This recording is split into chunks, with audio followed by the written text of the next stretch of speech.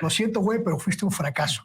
Pero más allá de eso, más allá de la imposibilidad y la incapacidad de transformar algo que ya estaba construido y que podía haber significado una diferencia en este sexenio, en las redes sociales surgieron voces que se han convertido en verdaderos muros de contención de la desinformación, de los ataques contra el gobierno, incluso de la intentona golpista que ha prevalecido en este país desde que comenzó el sexenio de López Obrador. Y me pregunto si esto es casual o si es simplemente consecuencia de esta necesidad social de expresar, Julián. Yo diría que es consecuencia. He investigado el tema de los youtubers principalmente, que hay un debate también porque algunos periodistas más tradicionales, incluso de izquierda, no les gusta que se les llame youtuber, aunque tengan espacio en YouTube. Hay una cuestión también como, me parece hasta, no diría clasista, pero de distinción, ¿no? De que, a ver, yo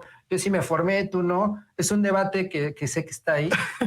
A mí, para insultarme, cuando mis colegas de los medios tradicionales me encuentran en la calle o en las coberturas, para insultarme, me dicen youtubero. Es una expresión que ellos suponen ofensiva, degradante para mí. Y es una expresión que también denota mucho miedo, Julián.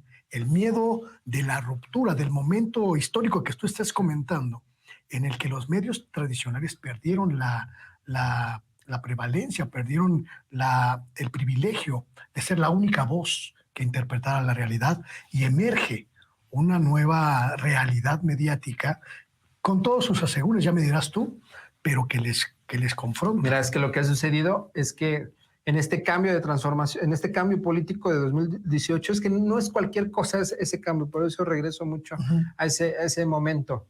Se da el momento de transformación, y lo que también se necesitaba y se sigue necesitando era interpretar lo que sucedía.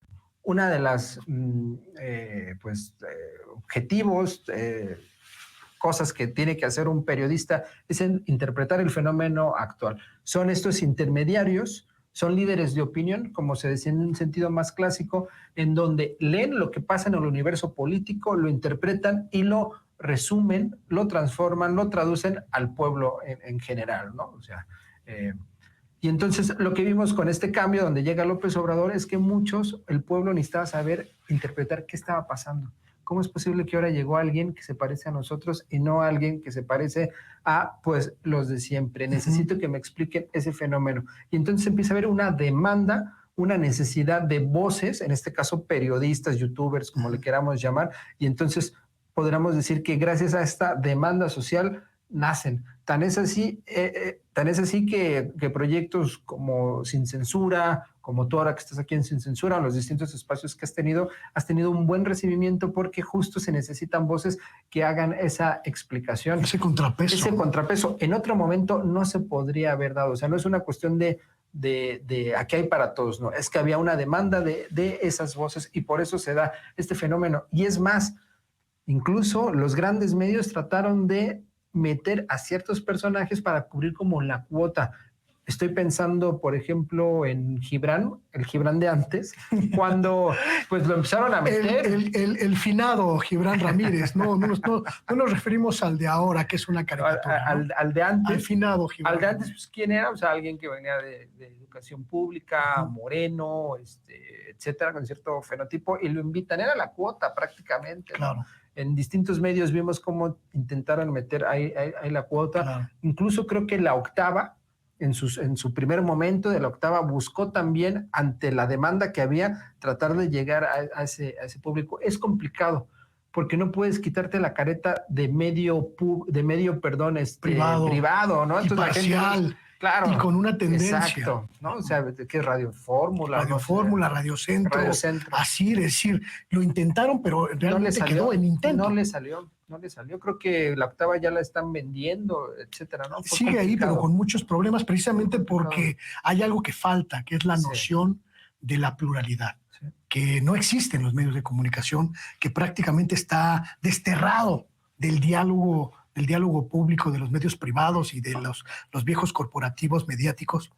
Y además hay una cuestión que me parece también muy importante, la renuencia a a renunciar a su monopolio, es decir, que no quieren perder esa condición de los únicos que pueden decir qué está bien y qué está mal, qué es verdad y qué es falso, quién es un buen gobernante y quién no. Es una pelea en la que también viene de por medio de la supervivencia de muchos de los medios de comunicación tradicionales. Yo lo que veo en los medios privados es la resistencia.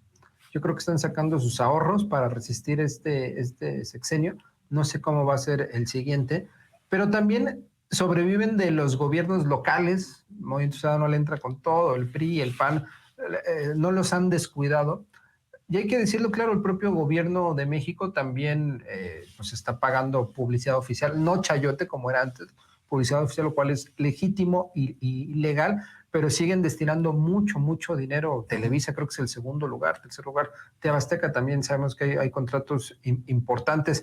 Entonces están aguantando porque como quien suceda a López Obrador no va a tener el mismo carisma que López Obrador, va a necesitar el respaldo de los medios privados y lo va a necesitar porque hay pues unos medios públicos muy mermados, ¿no? Ese es el punto. O sea, López Obrador, te digo, no va a heredar el carisma, ¿no? Y como no va a heredar el carisma, va a ser muy fácil para medios privados golpear. Imagínate qué hubiera pasado en el contexto del Guacamaya Leaks con un presidente que no sea López Obrador de izquierda.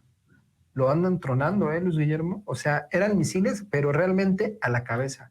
O cuando detuvieron al general en Estados Unidos. O sea, hay varios casos, la pandemia, a Cienfuegos, o cuando fue la pandemia. Claro. Misiles bien ejecutados andan tirando a cualquiera que no sea López Obrador, ¿no? Esa era su intención, ¿no? Por eso debemos aprovechar este momento en donde tenemos un presidente realmente fuerte, para estar armando todo un esquema de medios públicos y apoyando a medios alternativos en esa gran mancuerna para fortalecer, para quien venga, la tenga bien, así como el presidente hace una refinería, hace varias cosas para que quien siga la tenga más sencilla, para que ya no compres gasolina, etcétera.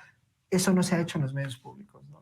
¿Tú crees con este panorama que en 2024 los medios que fueron desplazados del diálogo y de la posibilidad de incidir en las políticas públicas y en los gobiernos, en el gobierno federal, vengan por una revancha? No, yo creo que son o sea, yo creo que el pensamiento de esta gente, los corporativos, pues no es de revancha. Yo creo que más bien van a tratar de negociar, van a tratar de congeniarse, de caer bien, de jalar contratos. Porque no, mira, al final de cuentas los medios corporativos no es un ente político, aunque muchos operan como ente político. Y se comportan como tal, ¿no? Pero al final su mística, pero de los grandes dueños, es otra. O sea, pensemos en Azcárraga. Azcárraga no lo ves como Claudio X González golpeando, ¿no? O sea, dicen, a ver, aquí el contexto es así, ahora tú gobiernas, está bien, vamos a jugar contigo, sí te voy a estar aventando misiles de vez en cuando, ¿no? Porque tampoco quiero que la izquierda se convierta en la ideología política que gobierne durante muchos años. Sí te voy a estar ahí golpeando, pero me la voy a llevar bien contigo. Pensemos en el caso de Salinas Pliego, o sea, un camaleón todo el tiempo, ¿no? Que se va moviendo y el día de mañana ya es amigo de quienes antes eran sus enemigos. Entonces, yo no veo que haya esa revancha. Son tipos pragmáticos que van a estar tratando, pues, de jalar dinero, ¿no? Esa es su razón de ser. ¿Crees